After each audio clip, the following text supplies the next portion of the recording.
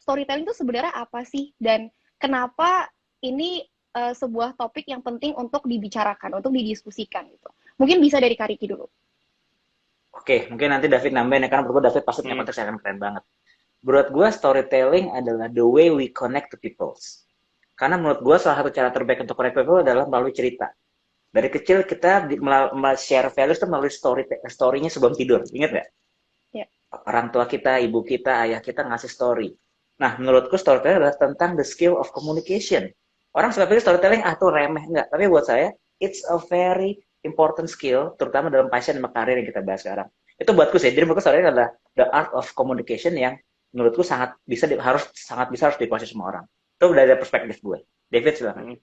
Ya. Ya memang benar sih. Ricky point out a very good point bahwa it's a very personal thing. Tapi sebenarnya kalau gue bisa nambahin, storytelling tuh udah ada di mungkin kayak sejarah manusia sejak manusia ada di muka bumi ini gitu. Dulu kita berkumpul di api unggun saling mendengarkan cerita satu sama lain gitu kan. Dan Yes. dan those stories bahkan kayak our oldest civilizations peninggalan gitu ya. Yang itu adalah tentang cerita gitu kan. Those cavemen bikin gambar di dalam itu tuh cerita gitu. That's a story gitu. Jadi sebenarnya our civilizations, peradaban kita bisa maju kayak sekarang itu sebenarnya is a product of a story. Jadi storytelling tuh is a very important key key elemen gitu ya di dalam kehidupan kita sebagai manusia. Gitu. Buat Kak David, as the former head of content of Idea Fest dari tahun 2017 sampai 2019, how did storytelling play a part in that experience, in your experience?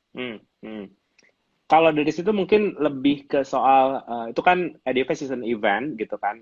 Mostly orang datang ke sana untuk dapat ilmu gitu ya, untuk dapat pengetahuan kadang-kadang dari biasanya creative economy atau di social enterprises model gitu kan. Adalah ketika merancang sebuah program keilmuan adalah kita lupa aspek story-nya gitu. Jadi seakan-akan karena beda banget acara seperti Idea Fest di mana it's a public event gitu kan. Lalu kita dan waktu dulu saya sebagai head of content, salah satu yang menjadi concern terbesar adalah how do you, bukan cuma sekedar topik dan kontennya gitu ya, bukan teman misalnya kayak aku undang Ricky gitu, bukan cuma sekedar Ricky adalah dulu CEO-nya Impact Factory gitu, tapi di dalam sesinya gimana story-nya akan terjalin gitu.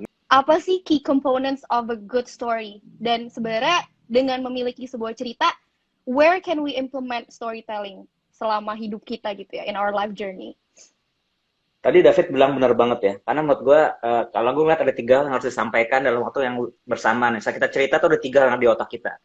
Yaitu pertama adalah, yang tadi David cerita tuh udah benar banget tentang story. Yang pertama adalah tentang bagaimana lo ngebangun narasi. Narasi itu adalah siapa nih jagoannya. Lo sebagai victim atau sebagai yang menolong kan gitu ya. Story is all about that. Pasti ada karakter utama. Lalu yang kedua adalah, kalau ada narasi, kita harus jangan lupakan visual. Kita, terutama tadi David bilang generasi muda, bener banget. Generasi muda tuh udah terbiasa sama visual yang entertain banget. Kita bayangkan dengan modal kata-kata, bisa nggak bikin visual tuh di mindsetnya teman-teman. Nah, yang ketiga adalah setelah visual, nah ini juga penting kalau tadi David bilang tentang konten juga harus masuk. Numbers. People also juga ada yang pakai otaknya numbers kuat. Jadi bayangin ya, storytelling itu kenapa skill? Karena bagaimana dalam waktu singkat, bersamaan, semua komponen itu yang namanya narasi, yang namanya numbers, kalau kita ngomong penelitian, kayak di TED Talk, TEDx Talk, it's all about numbers, tapi juga yang namanya juga visual harus disampaikan ke teman-teman yang muda kita. Kan seperti David bilang, kita bersaing sama sama Instagram, sama YouTube yang nggak pernah berhenti bikin konten. Jadi kalau gue pas lagi sharing sebelum pandemi, itu ada yang ngelihat orang udah mulai ngantuk dikit, wah langsung jeng, oh my god. Jadi, nah itu mungkin kalau kita ngomong komponen utamanya ya, tapi kalau kita ngomong flow biasanya ada 3. Opening, atau gue nyebutnya connection. Gue nyebutnya 3C. Connect. Karena ujungnya story itu harus bisa connect lu di awal. Kalau lo bikin suatu story, tapi lo nggak bisa connect sama audiens, udah percuma. Yang kedua baru konten, baru isi. Nah ini yang gue bilang isinya penting, tapi bener kata David, ngemas itu gimana gitu, supaya orang tetap terjaga. Ujungnya call to action atau closing. Setelah story itu, lo pengen orang gimana? Terlibat, seperti itu. Itu sih kalau aku ngomong, the basic komponen ya. Tapi memang salah satu key points-nya adalah ngomongin soal authenticity gitu. Bahwa ketika kita jalinin sebuah cerita yang panjang tadi lewat 3C yang tadi Ricky sharing gitu ya, kita bisa masukin sesuatu yang authentically ours gitu. Jadi jangan mencoba meniru mungkin kayak ngelihat Ricky atau ngelihat Kezia, oh aku pengen jadi kayak Kezia aja deh, the delivery will be like Kezia gitu. Itu nggak akan relate gitu sama orang yang kita ajak bicara lewat story-nya kita. What are the common failures of personal storytelling? Banyak gak nih ketemu gitu? David tadi udah highlight dengan bagus banget. Kita coba untuk ceritain semuanya. Ya. No. Storytelling is about skill of editing, selecting which one matters most for the specific audience. That's it. Itu yang paling gampang. Jebakan udah pasti pertama. Kita coba untuk selling semuanya. Yang kedua, kita wrong subjects atau wrong topics yang mau kita serve ke audience kita. Yang ketiga adalah skill itu sendiri. Nggak usah lo embrace semuanya. Ini penting. To tell your story, know your strength, kayak David bilang, gue setuju banget, tapi nggak usah embrace semuanya. Cari yang core-nya, platform yang cocok buat lo. Dan mainkan di situ. Nggak usah sibuk comparing sama satu sama lain. Platform gue di sini. Dan gue nyaman dengan quote-unquote 2000 followers gue. Inilah gue, ini story. Apa sih steps yang bisa people ambil to boost their verbal communication dan cara bikin ceritanya mereka tuh persuasive gitu? Kayak jadi menggoda buat orang mendengarkan gitu. Ada nggak sih skill-skill yang bisa dipelajarin? Ada resources-nya nggak? Kalau resources David? kalau resources mungkin udah cukup banyak ya sebenarnya ya. Kayak sesi seperti ini gitu, atau bahkan kalau kayak since aku terlibat di TEDx juga, I can promote bahwa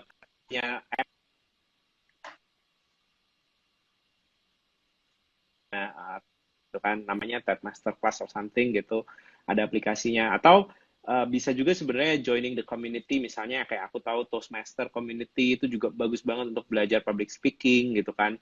Atau belajar dengan banyak modul-modul lain gitu ya. Masih udah banyak lah area yang dimana kita bisa empower ourselves dalam hal public speaking, gimana kita bisa berbicara dengan baik di atas panggung, how we control, dan setiap method pun beda-beda, ada keunikannya. Misalnya kayak the TED method itu beda banget sama misalnya the Toastmaster method gitu, atau bahkan beda banget kalau teman-teman mau coba aja iseng-iseng bikin pecakucha metode gitu. Itu alat-alat yang bisa dipakai buat latihan. Pecakucha tuh lucu loh, dia presentasinya kan 2020, 20 slide, satu slide cuma 20 second. Coba deh, itu gampang banget bisa dilatih di rumah. Kalian bikin presentasi 20 slide, satu slide-nya di automate 20 second, dia berganti gitu. Nah coba deh, bisa nggak keep up sama pacing-nya gitu. Kalau dari Kak Ricky mungkin ada references juga. Oke, sebagai seorang yang juga sama kayak David, kita kebantuin banyak orang-orang juga untuk keluar dengan storytelling skill. Gue percaya satu hal ini nama prinsipnya. Ini ada satu tools yang gue bikin sama Ruby juga nih, namanya Showtime. Your life in a pocket. Jadi gini, skill is one thing. Tapi pernah nggak kita ngebedah hidup kita sendiri dulu?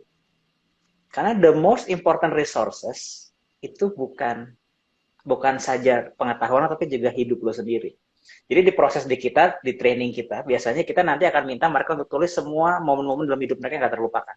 All the stories. Cuman dua biasanya. Yang pertama lo lakukan, atau yang nggak terlupakan lo lakukan. The first flight or the most memorable flight contoh. Nah, lo lihat tuh.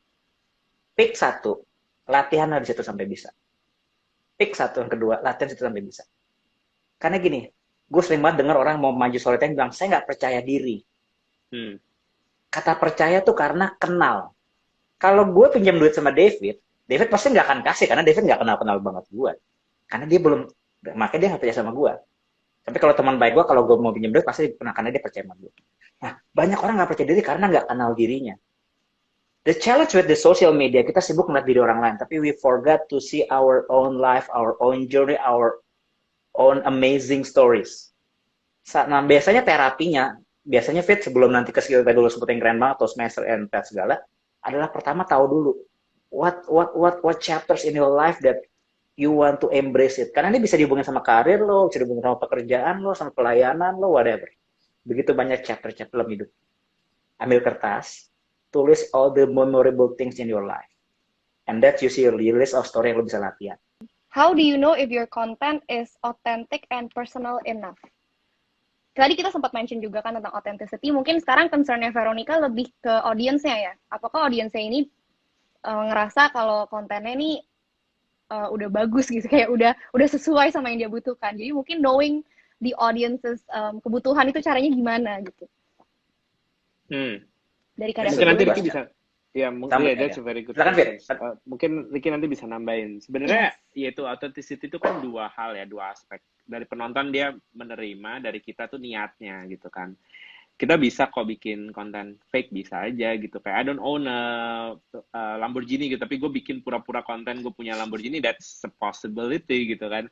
Tapi kan orang tahu ya, ininya gini, audiens zaman sekarang tuh nggak bodoh gitu. Jadi sebagai kreator siapapun kita gitu kan, as a storyteller dimanapun platform yang kita pilih, jangan berpikir bahwa audiens kita tuh gampang untuk bodoh-bodohin gitu. You have to think that they are smart gitu. Jadi makanya jangan bikin cerita atau storytelling yang penuh dengan itu ya, hal-hal yang sebenarnya karena kita menganggap audiens kita bodoh, udah lu bikin gini aja karena nanti mereka juga langsung percaya gitu kan. Nah, hal itu yang merendahkan nilai dari authenticity tadi gitu. Karena kita menilai orang lain bahwa orang lain nggak akan ngelihat kok the real me gitu.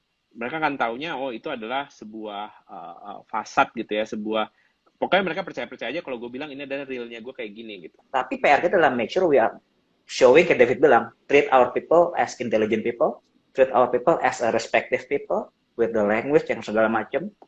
Itu PR kita. Kalau first try, second try mereka percaya, it's good. Kalau enggak, ya udah. Kita nggak sibuk harus convey mereka. There's always a time and a place for everything. Kalau emang mereka harus percaya dengan authenticity. Kalau enggak, ya udah. Nggak usah sibuk mengconvince authenticity kita. Malah makin nggak authentic. Gue beneran cerita gue authentic. Ngapain lo harus convince kalau authentic? Kan gue. You don't have to do that. Nah bener, authentic itu nggak perlu diomongin. Iya, nggak perlu diomongin gitu. Nggak perlu kayak di label, this is my authentic content. Nggak perlu gitu kan. That's so very authenticity tuh gini deh. Fred, authenticity tuh kayak cap orang bijak. Lo nggak bilang lo bijak. Bijak itu bijak sama orang lain. You don't tell yourself, I'm wise. No. Wise itu, contoh gue bilang David keren banget, gue bilang David is wise. Tapi kalau gue bilang, gue wise nih. No. Sama kayak authenticity. You don't mention that thing. This is authentic. Authentic is come from the audience. Your job is to show it through your energy, through your tenacity, through your originality, dan baik lagi through your skills, sehingga orang digestnya gampang. Karena setiap orang punya digest mechanism beda-beda. Makanya kenapa storytelling jadi skill. Itu saya nambahin dari David tadi, poinnya sih, gue udah keren banget. Thank you so much. Thank you. Thank you for having us. Thank you Kak David dan Kak Ricky udah share your stories, share your experience wholeheartedly. But also I want to thank you juga for our sponsor today, yaitu Lakswana. Lakswana ini adalah perusahaan sosial yang memberdayakan masyarakat pedesaan Indonesia. Dan mereka nih mempromosikan budaya lokal dengan menyediakan berbagai produk berbahan kayu. Khususnya di area souvenirs and gifts gitu. So if you guys are interested, please go check them out. Hopefully sesuai dengan arti nama Lakswana, yaitu sumber kesejahteraan. Mereka bisa menjadi sumber kesejahteraan buat kalian yang lagi mau cari dan bagi-bagi kado, oke? Alright, so thank you juga for everyone yang udah tune in dari tadi. Nggak akan jadi juga live-nya tanpa para pemirsa di luar sana, ya kan? So yeah, stay healthy and stay happy, everyone. So yeah, thank you, Asia. Thank you, Vet. Awesome, man. Thank you so Thank much. you, Asia. Thank you, guys. Stay safe, stay healthy, ya. Bye-bye. Bye, everyone. God bless you all. Bye.